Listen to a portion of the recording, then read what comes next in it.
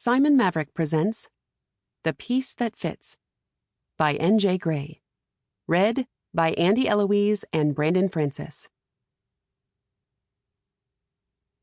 For anyone struggling to find their way, you are never alone. Trigger warnings.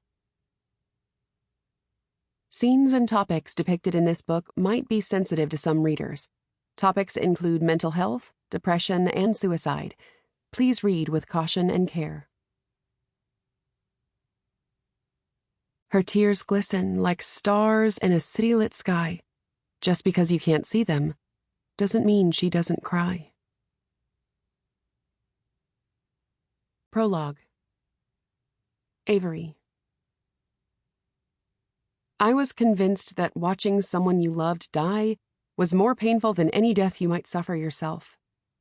Some deaths were peaceful, slow, and anticipated. My father's was violent, painstakingly sudden, and unexpected. I watched him leave this world from the front seat of his car, sinking in a river, knowing I should have died too. It was the most painful thing I'd ever experienced, losing the person I loved most in the world. But the scariest part of it all wasn't the fall off the bridge, the impact of the water, or seeing the life leave his eyes. It was learning the truth at the end of his life and knowing I could have done something to save him. Chapter 1. Avery. Choosing what ice cream flavor to get was as crucial of a decision as deciding where to go to school. At least, that was what my dad had led me to believe. "Is that what you think you want in here?" He tapped me on the head.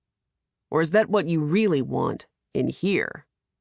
He'd ask, poking me in the chest. Whether it was deciding what instrument I'd wanted to play when I was 6 or what color I'd wanted to paint my room when I was 8, he always made every choice feel like I was choosing my future. In a way, I was. I was making a choice that would affect my future happiness. There was the longer period of happiness that had faded when my lime green walls were painted over with that ugly taupe color my mother had insisted on once I became a teenager. And then there was short-lived but immediate happiness, like the time it had taken me to finish my cookie dough ice cream cone my dad had treated me to on our way home from my piano concert that one fateful night. After that, after the accident, I had to start making those decisions on my own. He wasn't there for the really big moments, the ones that mattered, the ones that mapped out my future. My mom was the complete opposite of my dad. Sample complete. Ready to continue?